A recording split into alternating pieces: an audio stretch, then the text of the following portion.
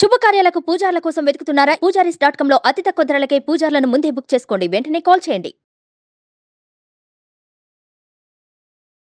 నమస్తే, welcome to Suman TV. నేను మీ యామ్ని. ప్రస్తుతం మనతో ఉన్నారు ప్రముఖ ఆధ్యాత్మికవేత్త, ప్రముఖ జ్యోతిష్య వాస్తు పండితులు మనతో సూర్యనారాయణ శర్మ గారు ఉన్నారు. వారితో మాట్లాడదాం. నమస్కారం గురుగారు. నమస్కారం అమ్మ, శుభం బియాదు. గురుగారు, ఇప్పుడు 2024 సంవత్సరంలో అసలు మీనరాశి వారికి అండి ఏ విధంగా ఉంటుంది? మీనరాశి వారికి 2024లో రాహు యొక్క ప్రభావం పూర్తిగా కనిపిస్తుందండి. రాశిలో రాహు ఉన్నాడు, అలాగే ద్వితీయంలో బృహస్పతి ఉన్నాడు, అలాగే సప్తమంలో కేతువు కనిపిస్తున్నాడు. స్టార్టింగ్లో చూసుకుంటే బుధుడు ప్లస్ శుక్రుడు భాగ్యంలో కనిపిస్తున్నాడు, రాజ్యంలో రవి కుజుడు యొక్క ప్రభావం కనిపిస్తుంది, 12ఇంట్లో శనీశ్వరుడు. అంటే మీనరాశి వారు కూడా శని ప్రభావం ఉంది, కానీ ఇప్పుడే జస్ట్ కనెక్ట్ అవుతున్నాడు. ఆ వేడి ఇప్పుడే తగులుతుంది వాడికి, జస్ట్ ఏళ్ళ శని ఆరంభమైంది కాబట్టి. బట్ ఏంటంటే ఇక్కడ గురు అనుగ్రహం ఉంది కాబట్టి కుటుంబ స్థానంలో నిన్నటి వరకు మన సింగిల్గా ఉండి ఇప్పుడు గురుడు పక్కకి వెళ్ళినా కుటుంబ స్థానంలో చక్కగా ఉన్నాడు కాబట్టి కుటుంబ పరంగా ఇబ్బందులు ఏమి ఉండవు. కానీ రాశిలో రాహు ఉన్నాడు.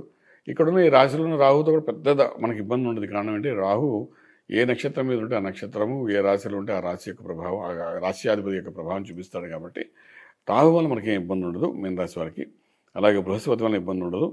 ఈ యొక్క ఆలోచించుకోవాల్సి వస్తుందంటే భాగ్యంలో ఉన్న శుక్రుడు ప్లస్ కుజుడు, శుక్రుడు ప్లస్ బుధుడు, ఈ రెండు గ్రహాలు ఏదో ఒక లక్, స్త్రీ మూలకంగా ఒక లక్, అన్నదమ్ముల ద్వారా ఒక లక్, రెండు లక్స్ దీనికి ఫేవర్ అవ్వడానికి అవకాశం ఉంటుంది. సో ఒకవేళ వాళ్ళు ఏమైనా అన్నదమ్ములు కానీ ఆడవాళ్ళు కానీ ఇంట్లో ఆడవాళ్ళు కానీ ఏదైనా ఒక ప్రపోజల్తో కానీ ముందుకు వస్తే దాన్ని ఖచ్చితంగా యాక్సెప్ట్ చేయడానికి ప్రయత్నం చేయాలి. అది చేసుకుంటే దానివల్ల మిగిలిన మూలాలలో ముందుకెళ్ళి ఇంకొంచెం సక్సెస్ఫుల్గా లైఫ్ లీడ్ చేయడానికి అవకాసం ఉంటుందన్నమాట. అలాగే రాజ్యంలో ఉన్న కుజుడు రాజ్యంలో ఉంటేనండి గవర్నమెంట్ ఉద్యోగం రావడానికి అవకాశం ఉంటుంది. రవి రాజ్యంలో ఉన్నా కూడా అదే పరిస్థితి. వీళ్ళకి రాజ్యంలో ఈ రెండు గ్రహాలు ఉన్నాయి. ఈ టైంలో పుట్టిన వాళ్ళు ఎవరైనప్పుడు కూడా వాళ్ళకి ప్రభుత్వ ఉద్యోగం కూడా గ్యారంటీ అని చెప్తాం. సో రాజ్యంలో ఉన్నారు కాబట్టి గవర్నమెంట్తో చేసే వ్యవహారాలు ఏవైతే ఉన్నాయో అవి ఒక్కరికి వచ్చే అవకాశం ఉంది ఈ టైంలో. ఫస్ట్ హాఫ్లోని, సెకండ్ హాఫ్ కాదు, ఫస్ట్ హాఫ్లోనే కనబడుతుంది. అలాగే ప్రభుత్వంతో లావాదేవీలతో పాటు కోర్టు వ్యవహారాలు ఏమైనా ఉంటే అది కొంతవరకు సెటిల్మెంట్ అవ్వడానికి అవకాశం ఉంటుంది. Out of court way settlement అవ్వడానికి అవకాశం ఉంటుంది. ఇలా రకరకాలుగా ప్రభుత్వ సంబంధించిన పనులు చేసే వాళ్ళకి మంచి రిలీఫ్గా ఉండడానికి అవకాశం చెప్తామని. గురుగారు, ఇప్పుడు వ్యాపారంలో పెట్టుబడి పెట్టి ఉంటారు కదా, వాళ్ళకి అసలు రిజల్ట్ ఏ విధంగా ఉంటుందండి? పెట్టుబడి అన్నది జరిగిపోతుందండి. ఎందుకంటే ఏళ్ళ శని స్టార్ట్ అయ్యాడు కాబట్టి పెట్టుబడి చేస్తాడు. మన దగ్గర నుండి డబ్బులు తీసుకెళ్ళి ఎక్కడో చోట పడించేస్తాడు, మన చేతులని ఖాళీ చేస్తాడు. సో అందులో భాగంగా పెట్టుబడి అయితే అయిపోతుంది. కానీ రిజల్ట్ ఎప్పుడు వస్తుందా అని దగ్గరికి వచ్చినప్పుడు మాత్రం ఈ సంవత్సరం మాత్రం ఒక 10% పాజిటివ్గా వస్తుందండి. 100% సక్సెస్ఫుల్ అవుతారని చెప్పడానికి అవకాశం లేదు ఈ సంవత్సరం. గురుగారు, ఈ రాశి వారికి అసలు ఆరోగ్యం పరంగా ఏ విధంగా ఉంటుందండి? ఆరోగ్యం మీద పెద్దగా ఇబ్బంది పెట్టట్లేదండి. ఎందుకంటే 6వ స్థానంలో ఎటువంటి దోషాలు లేదు, 8వ స్థానంలో ఈ సంవత్సరం అంతా దోషం లేదు. 6, 8 స్థానాలు బాగున్నాయి కాబట్టి ఇంకా 6వ స్థానం మీద గురుడు యొక్క దృష్టి కూడా ఉంది కాబట్టి ఇప్పుడు ప్రస్తుతానికి సో డెఫినెట్గా అది న్యూట్రల్గానే ఉంటుంది. వచ్చి ఈ లగ్నంలో ఉన్న శని యొక్క ప్రభావం ఏదైతే ఉందో దిగువ భాగాన్ని కొంచెం స్ట్రెస్ ఇస్తుంది. అంటే నాభి దిగువ భాగంలోని కొన్ని స్కిన్కి సంబంధించిన దోషాలు వస్తాయి. దాన్ని కొంచెం కరెక్షన్ చేసుకుంటే సరిపోతుంది, ఇంకేం అవసరం లేదు. గురుగారు, ఇప్పుడు రియల్ ఎస్టేట్ రంగానికి సంబంధించి కానీ కోర్టు సమస్యలు ఉన్న వాళ్ళు ఉంటారు కదండి, వాళ్ళకి ఈ సంవత్సరం అసలు ఏ విధంగా రిజల్ట్ అనేది ఉంటుంది? ఇప్పుడు real estate, construction, steel, cement, iron, అలాగే ఇంటీరియర్స్ డెకరేషను, ఫ్రీలాన్స్గా చేసే పనులు, అలాగే ఈవెంట్ మేనేజ్మెంట్ చేసేవాళ్ళు, వీళ్ళందరికీ కూడా ఒక 20% సక్సెస్ఫుల్గా వెళ్తుంది తప్ప ఆగేది ఉండదండి. చాలా బాగుంటుంది వాళ్ళందరికీను. ఎటువంటి రాహు ఉన్నాడు కాబట్టి మాయాధనం ఇస్తాడు.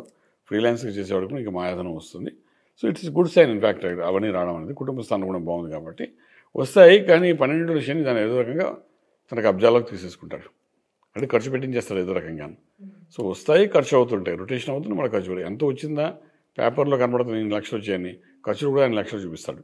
సో ఈ రకంగా ఉంటుంది కాబట్టి మనం ట్రెండ్ మార్చుకోవాలి. ఈసారి వచ్చే డబ్బులతోని లివింగ్ స్టైల్ మార్చుకోవాలి. మనం ఖర్చు ఎలాగో పెడతాడు కదా అని ల్యాండ్స్ మీద, ప్రాపర్టీస్ మీద ఇన్వెస్ట్మెంట్ చేసుకుంటూ వెళ్ళాలి. లేకపోతే అది ఇంకో రకమైన ఫాల్స్ ఇష్యూ మీద ఖర్చు అయిపోతుంది అన్నమాట. ఖర్చు చేయాలి, నీకు ఏదో ఒక ఇష్యూ తీసుకొచ్చి ఆ ఖర్చు పెట్టించేస్తాడు లేకపోతే. బట్ మనం ఆల్రెడీ ఒక ల్యాండ్స్, ప్రాపర్టీస్ మీద కానీ ఇన్వెస్ట్మెంట్ చేస్తున్నామంటే అందులో ట్రాన్స్ఫర్ చేసేస్తే మనకు అది ఎస్టాబ్లిష్ అయిపోతుంది బాగా. సో అలాగా మనం చూసుకుంటే బాగుంటుంది. గురుగారు, ఇప్పుడు ప్రైవేట్ రంగానికి సంబంధించి కానీ గవర్నమెంట్ రంగానికి సంబంధించి ఉద్యోగస్తులు ఉంటారు కదండి, వాళ్ళకి అసలు అంటే ప్రమోషన్ వచ్చే ఛాన్స్ ఉందంటారా? అలా ప్రమోషన్స్ ఇవన్నీ చాలా తక్కువ అమ్మ. ఒక ఛాన్స్ అయితే ఒకటి ఉంది, గవర్నమెంట్ ఉద్యోగం చేసే ప్రయత్నాలు సక్సెస్ఫుల్ అవుతారు. బట్ స్పెషల్ ప్రమోషన్స్ ఇవన్నీ మాత్రం ఈ సంవత్సరం చాలా తక్కువగా ఉంటాయండి. గురుగారు ఈ రాశి వారికి ఎలాంటి పరిహారం చేస్తే మంచిదండి? పరిహారం మళ్ళీ ఇక్కడ గురుమంత్ర సాధన చేయాలమ్మా. ఎందుకంటే రాహు యొక్క ప్రభావం రాశిలో ఉంది కాబట్టి డెఫినెట్గా గురుమంత్రం చేయాలి. ఈ సంవత్సరం కాదు, వచ్చే సంవత్సరం కూడా చేయాలి. ఎవరిని గురువుగా భావిస్తే ఆ గురువు యొక్క మంత్రాన్ని సాధన చేసుకుంటూ వెళ్ళాలి. అలా చేసుకుంటూ వెళ్తే కొంతవరకు రాశిలో ఉన్న రాహు ప్రభావం కానీ 12 ఉన్న శని యొక్క ప్రభావం కానీ ఈ రెండు మనకు అటాక్ కాకుండా మనకు కొంత సపోర్టింగ్ ఉంటుంది. శరణ్యం ఇంకా గురువే సర్వస్వం అనుకుని చేసుకుంటూ వెళ్ళాలని చాలా అవసరం పడుతుంది. ఆ విధంగా చేసుకుంటే వరి అవసరం ఏమి ఉండదని. చాలా చక్కగా తెలియదు గురుగారు. ధన్యవాదాలండి. శుభం వ్యాధం.